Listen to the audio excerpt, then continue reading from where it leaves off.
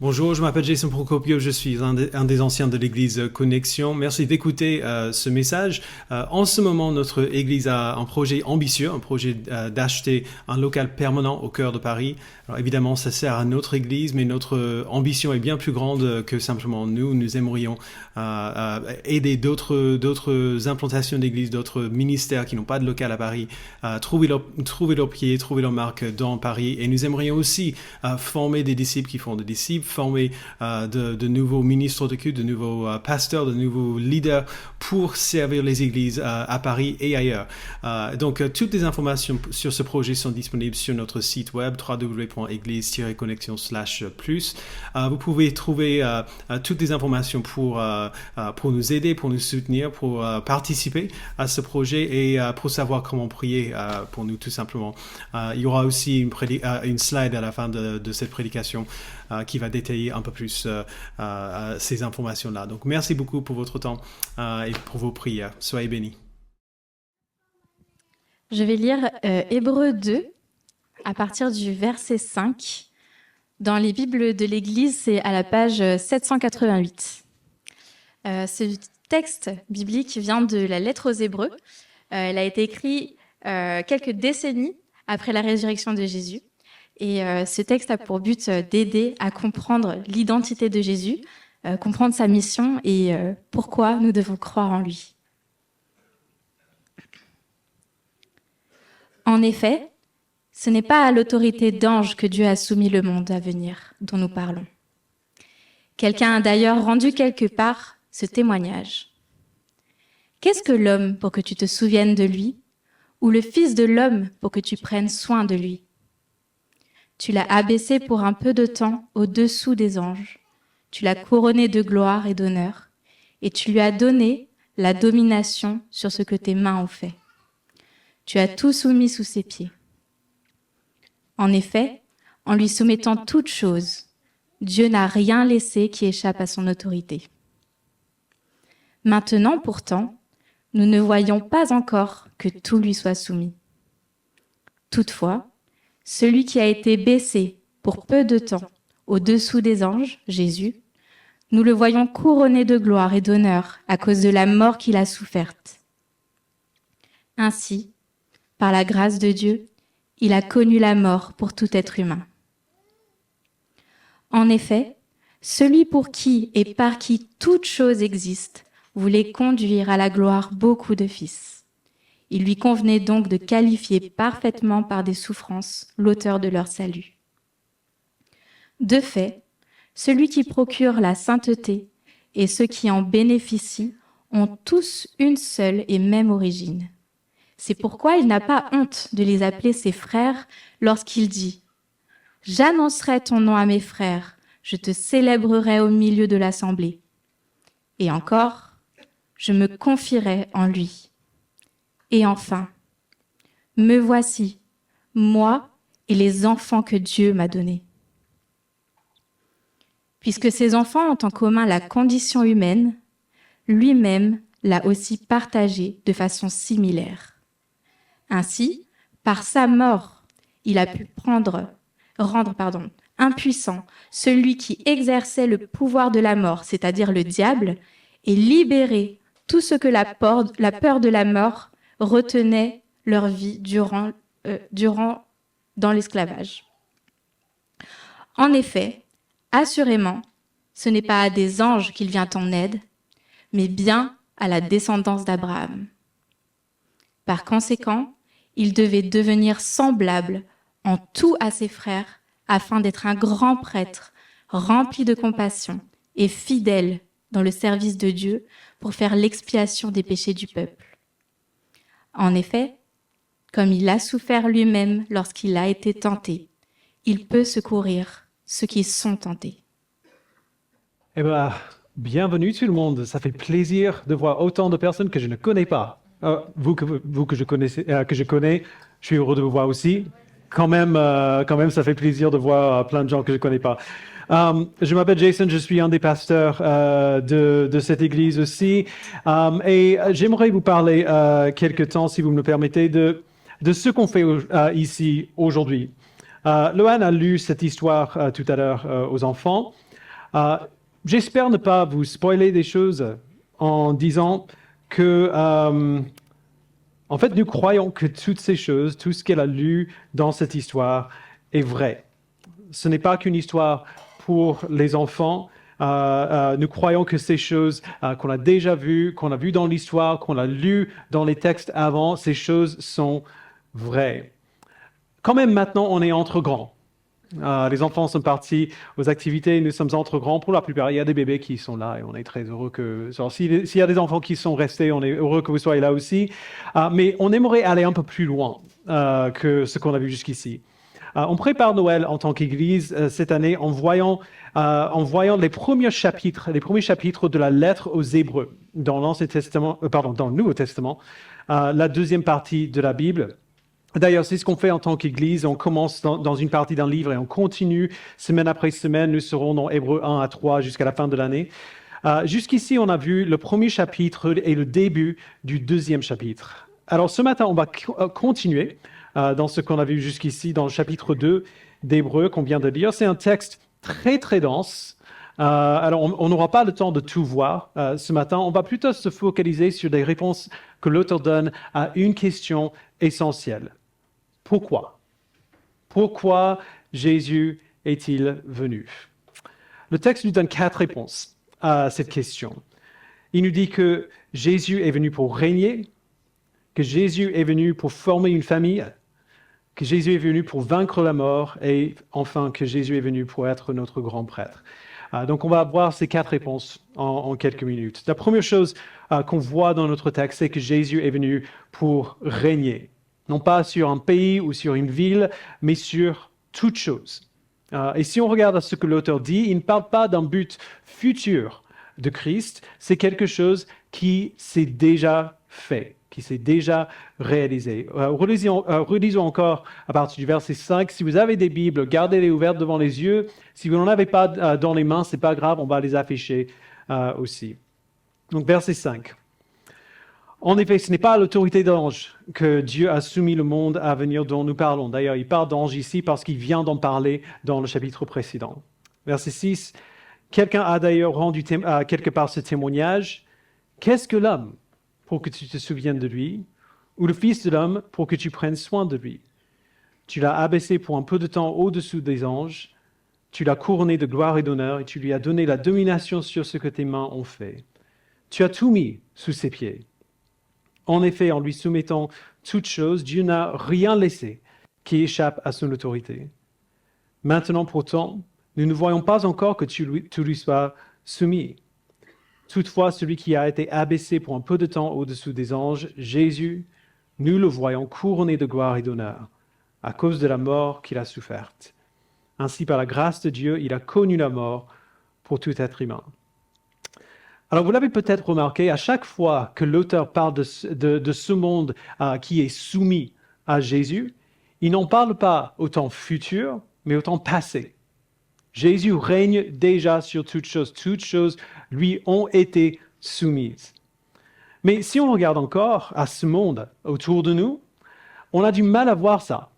On a du mal à voir que tout lui soit soumis. On ne dirait pas que Jésus règne maintenant. Et l'auteur nous a prévenu que ce serait le cas. À la fin du verset 8, il dit « Maintenant pourtant, nous ne voyons pas encore que tout lui soit soumis. » C'est-à-dire, à ce stade, Jésus règne sur un monde qui ne reconnaît pas son roi. Et ça, c'est normal. Quand il est venu pour régner, il aurait pu descendre avec toute sa puissance pour obliger le monde à le reconnaître et à faire ce qu'il veut, mais il n'a pas fait ça. On ne voit pas encore que tout lui soit soumis. Qu'est-ce qu'on voit plutôt? On voit un roi qui, pour un peu de temps, a été abaissé au-dessous des anges. La Bible dit que Jésus est Dieu lui-même, la deuxième personne de la Trinité, Dieu le Père, Dieu le Fils, Dieu le Saint-Esprit, tous les trois distincts, tous les trois parfaitement Dieu. Si vous ne comprenez pas ça, c'est pas grave, moi non plus. Mais c'est ce que nous voyons dans la Bible. Dieu s'est fait homme, pas seulement homme, mais enfant, pour commencer. Et puis il a grandi. On voit un roi qui a été abaissé au-dessous des anges. On voit un roi qui, plutôt que d'attendre pour que nous arrivions jusqu'à lui, il est descendu jusqu'à nous.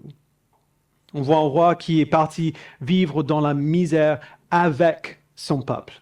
On voit un roi qui s'est fait tout petit. Alors c'est une manière étrange quand même de soumettre le monde à lui. Pourquoi est-ce qu'il a fait ainsi? Il y a plusieurs raisons, mais peut-être la raison la plus simple. On craint peut-être quelqu'un qui est puissant, qui est grand, qui est dominateur, mais on ne l'aime pas. On n'a pas confiance en lui, on n'est pas attiré vers lui. Jésus est un roi n'est pas un roi qui force des gens à le suivre. C'est un roi qui est tellement humble qu'une fois qu'on le connaît, on aime le suivre. Il est venu régner de cette manière-là, pour toujours. La deuxième raison pour laquelle Jésus est venu était pour former une famille. Verset 10. En effet, celui pour qui et par qui toutes choses existent voulait conduire à la gloire beaucoup de fils. Il lui convenait donc de qualifier parfaitement par des souffrances l'auteur de leur salut. De fait, celui qui procure la sainteté et ceux qui en bénéficient ont tous une seule et même origine. C'est pourquoi et quand il dit il ici, c'est Jésus, c'est pourquoi il n'a pas honte de les appeler ses frères. Lorsqu'il dit « J'annoncerai ton nom à mes frères, je te célébrerai au milieu de l'assemblée. Et encore, je me confierai en lui. Et enfin, me voici, moi et les enfants que Dieu m'a donnés. » Vous l'avez vu? Verset 10, Dieu voulait conduire à la gloire beaucoup de fils. Verset 11, c'est pourquoi Jésus n'a pas honte de les appeler ses frères. Et c'est Jésus qui parle lui-même au verset 13 quand il dit « Me voici, moi et les enfants que Dieu m'a donnés. » Voici la vérité incroyable de l'Évangile. Grâce à ce que Jésus a fait, Dieu a adopté, comme ses fils et comme ses filles, tous ceux et celles qui placent leur foi en Christ. Et il ne l'a pas fait parce qu'il se sentait seul ou parce qu'il y avait un vide en lui en forme de moi qu'il avait besoin de combler. Il n'avait pas besoin d'une famille. Dieu ne manquait de rien depuis toute l'éternité. Il était parfaitement heureux en lui-même. Il ne nous a pas adoptés parce qu'il lui manquait quelque chose. Il nous a adoptés parce qu'il est bon. Alors, c'est difficile pour nous de ressentir le poids immense de la grâce que c'est que d'être adopté par Dieu. Le week-end dernier, mon petit frère, enfin petit, il a 34 ans, mais c'est quand même pour toujours mon petit frère. Mon frère s'est marié avec une femme formidable qui s'appelle Désirée. Le mariage a commencé comme tous les mariages. Le mari est entré en premier, vers le devant, et puis le cortège après lui. Après vient le moment où tout le monde normalement se lève pour l'entrée de la mariée. Mais à ce moment-là, le pasteur, qui en l'occurrence est mon père aussi, il a demandé à tout le monde de rester assis. Il a dit, j'ai besoin de vous expliquer quelque chose. Il a dit que normalement, la mariée ferait son entrée escortée par son père, ou quelqu'un qui prend le rôle de son père. Mais il a dit, aujourd'hui, pendant ce mariage, Désirée va rentrer seule. Il a expliqué que lorsqu'elle était petite, la maman de Désirée est subitement morte, et 7 ans plus tard, son père l'a abandonnée, elle et ses 2 sœurs. Les 3 filles ont grandi dans des maisons d'accueil ou dans des centres d'accueil, et elles ont bénéficié de l'amour et du soutien de plusieurs personnes extraordinaires qui étaient présentes au mariage. Mais Désirée elle-même n'a jamais été adoptée. Depuis qu'elle est jeune, elle est sans parents. Mon père a attiré l'attention sur ces hommes et ces femmes qui étaient assis à droite, qui avaient pris soin de Désirée quand elle était jeune. Et puis après, je vais vous montrer. Any one of these individuals could have proudly escorted our bride down the aisle today. However, as a young adult and a committed believer in Jesus Christ, Desiree always had the thought that when she got married, that God the Father himself would escort her to the altar of marriage. Therefore, I invite all of you to testify to God's faithfulness to Desiree his provision for her as a heavenly Father, and his care for her through his people, namely the body of Christ, by singing that chorus of the hymn we just heard, Great is Thy Faithfulness. So would you please stand with me, and let's sing together. Great is Thy faithfulness, great is Thy faithfulness, morning by morning new mercies I see. All I have needed Thy hand hath provided.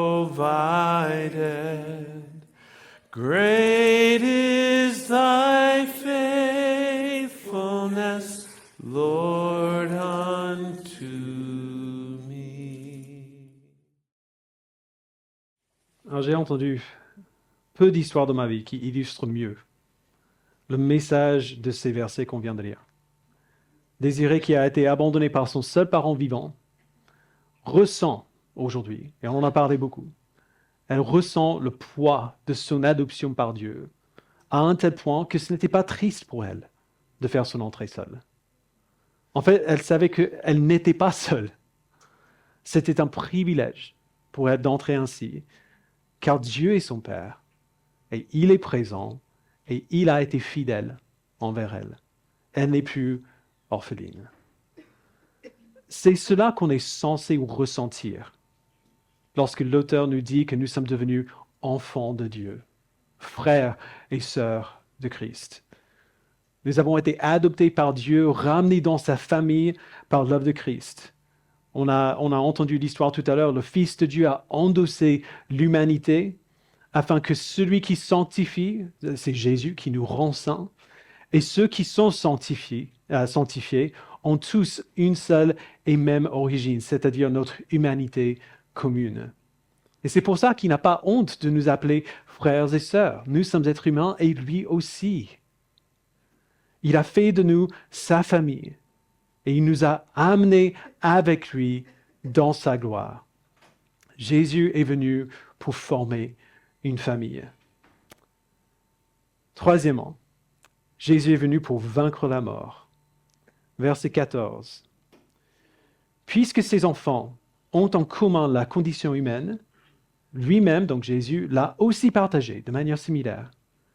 Ainsi, par sa mort, il a pu rendre impuissant celui qui exerçait le pouvoir de la mort, c'est-à-dire le diable, et libérer tous ceux que la peur de la mort retenait leur vie durant dans l'esclavage. Il faut qu'on réalise que la peur de la mort motive beaucoup de ce qu'on fait, jour après jour. On veut vivre, et on veut vivre bien, mais on sait que notre temps est limité. Alors qu'est-ce qu'on fait? On essaie d'amasser autant de bonheur que possible, de profiter au maximum du temps qu'on a. Alors, ce n'est pas une mauvaise chose. Essayer d'être aussi heureux que possible, ce n'est pas une mauvaise chose. Mais on essaie de trouver ce bonheur dans des millions de choses. Dans le mariage, dans nos enfants, dans nos carrières, dans nos loisirs ou nos amis. Des millions de choses qui vont nous décevoir à la fin. Parce que rien de tout cela ne va durer. Ce n'est pas un accident que l'auteur appelle cela de l'esclavage. C'est un cycle vicieux que nous suivons parce qu'on ne voit pas d'autres possibilités. Mais Jésus en a vu. Puisque nous sommes tous rebellés contre Dieu, nous sommes tous séparés de lui. Dieu lui-même est la source de notre vie, alors être séparé de Dieu signifie une mort lente et sûre et la condamnation pour notre rébellion contre lui. C'est ça notre situation. Mais Jésus avait un plan.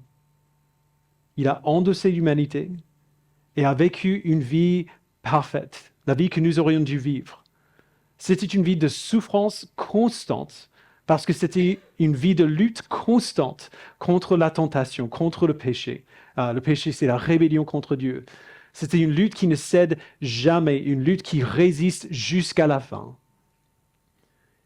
Parfaitement qualifié par ses souffrances, il a pris le péché de son peuple sur lui-même et s'est fait punir pour ses péchés à notre place.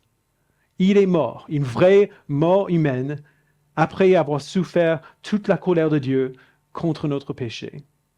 Et puis, il est ressuscité, glorifié et rendu parfait. Ainsi, il a neutralisé la menace de la mort. Il a fait cela pour nous. Il a traversé tout cela pour nous. Je ne sais pas si on réalise. Il nous a précédés dans la mort. Et on est sorti vivant pour qu'il puisse nous dire, ne vous inquiétez pas. Si vous me faites confiance, même la mort n'est pas une menace. Si vous me faites confiance, la mort physique n'est que le début de la vie éternelle. Si nous nous attachons à Christ, nous pouvons vivre sans peur de la mort. Sans cette peur qui informe quasiment tout ce qu'on fait, si on le réalise ou non. On peut vivre pour la première fois et pour toujours libre. Christ est venu pour vaincre la mort. Et enfin, il est venu pour être notre grand prêtre fidèle. Verset 16. En effet, assurément, ce n'est pas à des anges qui viennent en aide, mais bien à la descendance d'Abraham, c'est-à-dire tous ceux et celles qui appartiennent à sa famille. Verset 17. Par conséquent, il devait devenir semblable en tout à ses frères, afin d'être un grand prêtre rempli de compassion et fidèle dans le service de Dieu pour faire l'expiation des péchés du peuple. En effet, comme il a souffert lui-même lorsqu'il a été tenté, il peut secourir ceux qui sont tentés. Alors pourquoi avoir un grand prêtre fidèle est une si bonne nouvelle? On a vu tout à l'heure que le péché mène à la mort, le péché mène aussi à la peur et à la culpabilité, même quand on ne cède pas, parfois. Parce qu'on peut croire qu'au moins théoriquement, Jésus nous a sauvés, mais un jour ou un autre, je suis de nouveau tenté de pécher. Je vais lutter contre cette tentation parce que je sais que Dieu me dit que c'est mauvais pour moi, mais cette lutte est vraiment, vraiment, vraiment dure. Et cette difficulté-là, le fait que ce soit dur, le fait que j'ai envie, me fait honte et me fait peur parce que je ne sais pas si je peux résister jusqu'à la fin. Et si j'échoue, est-ce que Dieu va m'aimer encore? Quand nous avons ce sentiment, et tous les chrétiens l'auront, à un moment ou à un autre, nous avons besoin d'avoir quelqu'un à nos côtés. Quand on passe par un moment difficile, il y a peu de choses qui sont plus rassurantes, plus apaisantes ou plus utiles que d'en parler avec quelqu'un qui sait exactement ce par quoi on passe, exactement ce qu'on est en train de vivre. Même s'ils n'ont pas de vrais conseils à nous donner, qu'est-ce que ça fait du bien de savoir que quelqu'un comprend, que quelqu'un me comprend. Il ne me méprise pas pour cela, il est là pour moi. C'est ce que Christ fait pour nous maintenant. Il est devenu comme nous. Quand il est né, c'était dans un vrai corps humain, sujet aux mêmes faiblesses et aux mêmes tentations que nous. Il a résisté à ces tentations jusqu'au bout, ce qu'aucun d'entre nous ne peut dire. Alors, il sait à quel point c'est difficile. Il sait à quel point c'est dur de lutter. Il comprend. Alors, il est un grand prêtre rempli de compassion et fidèle. Alors, qu'est-ce que le grand prêtre? Le grand prêtre, pour les Israélites, était l'intermédiaire entre Dieu et les hommes. C'était le grand prêtre qui venait offrir des sacrifices devant Dieu. Ces sacrifices purifiaient temporairement le peuple de leur péché pour qu'ils continuent d'être le peuple de Dieu. À chaque fois que le grand prêtre entrait dans le sanctuaire pour offrir des sacrifices, essentiellement, il disait à Dieu, Dieu, tu vois, par ce sacrifice, leur péché est couvert. Ils sont toujours ton peuple. Mais le grand prêtre des Israélites n'était pas un prêtre parfait, parce que lui aussi était pécheur. Et chaque grand prêtre, un jour ou un autre, est mort. Ce n'était pas une solution permanente. Mais maintenant, Jésus-Christ a pris le rôle d'un grand prêtre parfait. Un grand prêtre qui se tient toujours et pour l'éternité devant Dieu et qui dit à Dieu, tu vois, ta colère contre leur péché a déjà été versée D'ailleurs, c'est ça que le mot expiation veut dire dans le verset 17. C'est un sacrifice qui satisfait la colère de Dieu et sa justice. Jésus est un grand prêtre qui comprend ce que c'est que d'être tenté. Comme il a souffert lui-même lorsqu'il a été tenté, il peut secourir ceux qui sont tentés. Du coup, revenons à l'histoire qu'on connaît, qu'on a vue tout à l'heure, à ce bébé dans la crèche. À ce moment de l'histoire, le moment où Jésus est né, ça aurait été difficile d'imaginer ou d'anticiper ce que ce bébé serait un jour. Même Marie, qui avait entendu l'ange dire que l'enfant serait miraculeusement conçu du Saint-Esprit et qu'il serait grand, le Fils du Très-Haut, même Marie ne savait pas exactement ce à quoi Jésus allait ressembler. On s'attendrait à quoi d'un bébé qui était aussi le Fils de Dieu? Vous avez lu la mythologie grecque au lycée. On s'attend à quoi? On pourrait penser que le Fils de Dieu grandirait pour être très beau, très fort, un guerrier qui libérerait son peuple de l'occupation romaine et qui le dirigerait après. Mais ce n'est pas ça qui s'est passé. Jésus est venu pour régner, oui, mais son règne était totalement différent de ce qu'on attendrait. Il n'a pas obtenu son règne par une victoire militaire ou par la force, mais par l'humilité et par le sacrifice. Il est venu pour régner, mais il est venu pour régner sur une famille. Il est venu pour rassembler un grand nombre de frères et de sœurs adoptifs à ses côtés, pour partager avec eux les bienfaits de son règne. Il est venu pour régner, mais c'était inacceptable que son règne soit temporaire sur des sujets qui seraient un jour séparés de lui, et c'était inacceptable que son règne soit pour toujours contesté. Alors il a pris le péché qui nous séparait de Dieu, le péché qui a produit la mort, et il a vaincu le péché et la mort à la croix. Il est venu pour régner. Mais il n'a pas demandé à ses sujets de faire quelque chose qu'il n'avait pas déjà fait lui-même. Alors il a vécu la vie que nous vivons. Une vie difficile, une vie de souffrance, une vie de lutte et de tentation et de faiblesse. Il a résisté à la tentation jusqu'au bout. Jésus est un roi qui sait ce que c'est que d'être faible, qui sait ce que c'est que d'avoir du mal. Alors, c'est un avocat plein de compassion pour son peuple. Il est venu pour régner, mais il est venu pour régner sur une famille éternelle, un royaume éternel. Il a goûté à la mort pour tout être humain. Il est mort, il en est sorti vivant afin de montrer à tous ceux qui le voient qu'il y a un moyen d'échapper à la mort éternelle. Il est mort, il est ressuscité pour que nous puissions savoir que nous n'avons pas à craindre la mort. Et par conséquent, nous pouvons vivre sans esclavage, libérés, sans crainte. Le premier chapitre de ce livre qu'on a lu ces 2 dernières semaines parle de la supériorité de Jésus, de sa puissance et sa grandeur et sa gloire. Le message clair au début du chapitre 2, c'est « Il ne faut surtout pas lui résister ». Ne négligez pas un si grand salut. Mais après ça, dans la suite du chapitre 2 qu'on vient de voir, on voit l'auteur parler du type d'autorité que Jésus a. Son autorité est humble, et aimant, et sacrificiel, et plein de compassion. Alors ça change pas mal les choses. Plutôt que de simplement dire « ne négligez pas un si grand salut », l'auteur nous dit « mais pourquoi voudrais-tu négliger un si grand salut ?» C'est difficile de suivre et d'obéir à un dictateur, mais un roi aimant, un roi plein de grâce et de compassion, un roi qui prend soin de ses sujets. Qui ne voudrait pas suivre un roi comme ça? Christ est un bon roi qui s'est donné pour son peuple, qui nous aime et qui est digne de confiance. Alors, je vous invite, Dieu vous invite à le suivre, peut-être pour la première fois.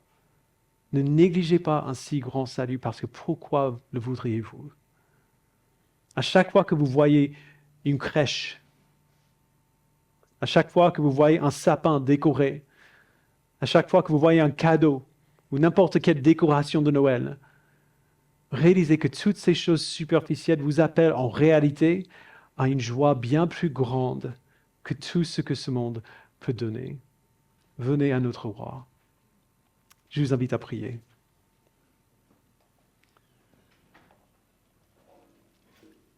Père, nous sommes nés avec un désir inné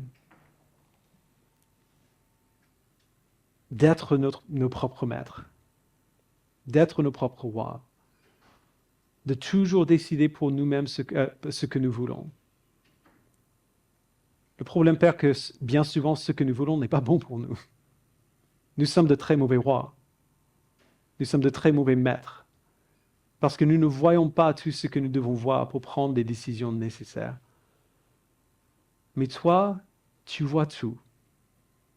Tu es souverain sur toutes choses, tu vois tout ce qui se passe dans le monde que tu as créé, tu règnes sur tout.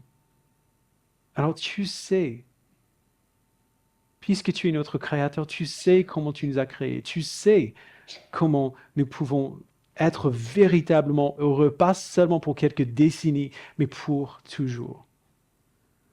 Alors je prie ce matin que tu nous permettes à nous tous, quand on considère l'histoire de Noël, quand on considère le petit bébé dans la crèche, permets-nous, Père, de voir ce qui se passe vraiment, de voir notre roi et de voir qu'il est bon, de voir pourquoi il est venu et de voir à quel point c'est une bonne nouvelle, un cadeau pour nous. Pour tous ceux et celles qui ne te connaissent pas encore, je prie que tu les attires à toi et que tu leur donnes envie de te connaître, d'en savoir plus. Et pour nous qui te connaissons, je prie que ce Noël, nous puissions nous ancrer encore plus profondément dans l'évangile de Jésus-Christ, dans la connaissance que en lui, par lui, nous sommes sauvés, pardonnés, adoptés dans ta famille et libérés de l'esclavage. Merci, Père, pour ce que tu as fait pour nous en Christ. C'est en son nom que nous le prions. Amen.